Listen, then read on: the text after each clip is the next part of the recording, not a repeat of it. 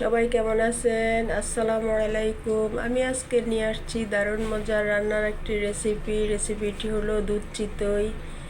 দুধে কিভাবে চিতই পিঠা ভিজানো যায় সেইটা আজকে আপনাদের সাথে শেয়ার করব। আমি এখানে একটি হাঁড়িতে 2 কেজি মিলভিটা দুধ নিয়েছি।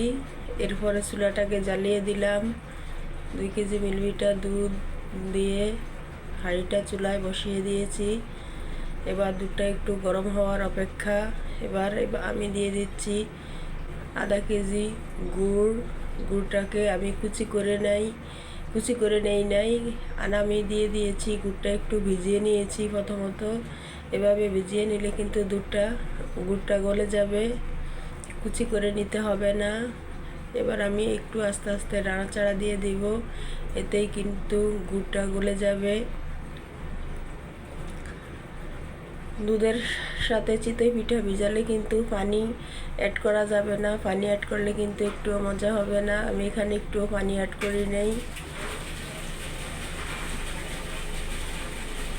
এবার আমি একটু নাড়াচাড়া দিয়ে দিচ্ছি। গুড়টা গলতে শুরু করছে, যে গুড়টা গলে যাচ্ছে, দুধের কালারটা চেঞ্জ হয়ে আসছে। গুড়টা গলে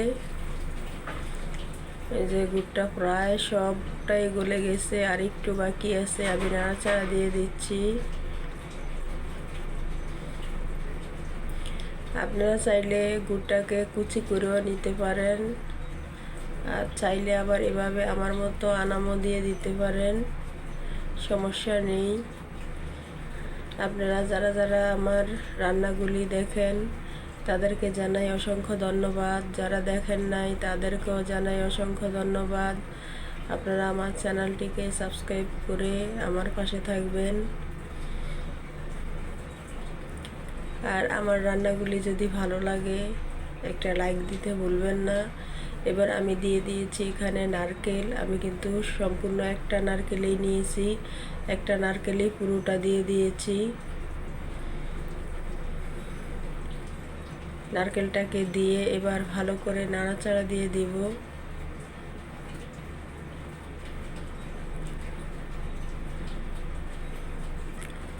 নারকেলটা দিয়ে এবার একটু নাড়াচাড়া দিয়ে দিচ্ছি।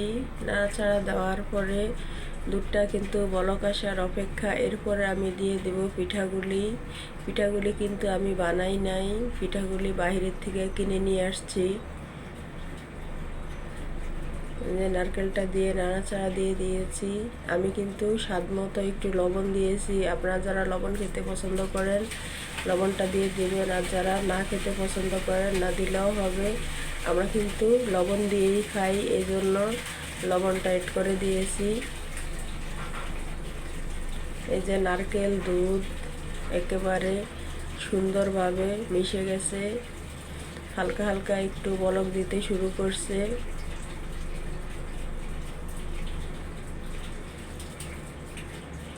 এবার আমি দিয়ে দিচ্ছি পিঠাগুলি। আমি এখানে কিন্তু 9টা পিঠা নিয়েছি। পিঠাগুলিকে দিয়ে দিচ্ছি,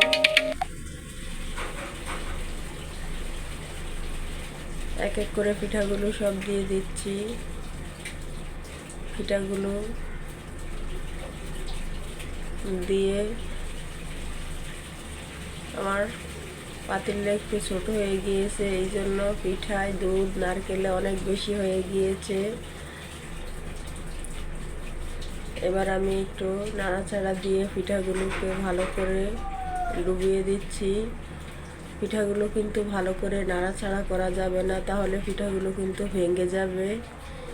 পিঠাগুলো কিন্তু একেবারে তুলতুলে নরম, এই জন্য একটু হালকা হাতে নাড়াচাড়া দিতে হবে, ভালো করে নাড়া দেওয়া যাবে না। পিঠাগুলোকে আরাম রাখতে চাইলে কিন্তু একেবারেই নাড়া দেওয়া যাবে না, হালকা একটু নাড়া দিয়ে দিতে হবে। এবার আমি দিয়ে দিচ্ছি তেজপাতা,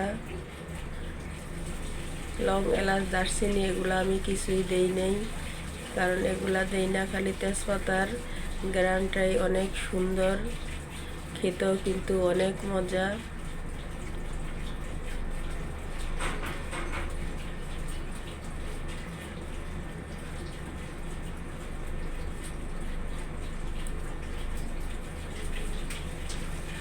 দুধটা দুধ নারকেল পিঠা একবারে ঘন হয়ে আসছে, একেবারে থকথকা হয়ে গিয়েছে।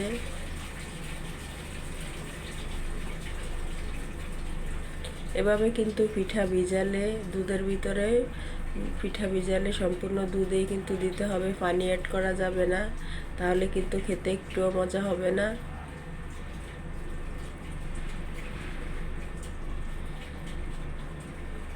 এই যে পিঠাগুলো একবারে ফুলে আসছে, নরম তুলতুলে হয়ে গিয়েছে, গুড়ের কালারটাও চেঞ্জ হয়ে গিয়েছে। আমার রান্নাটা প্রায় শেষ।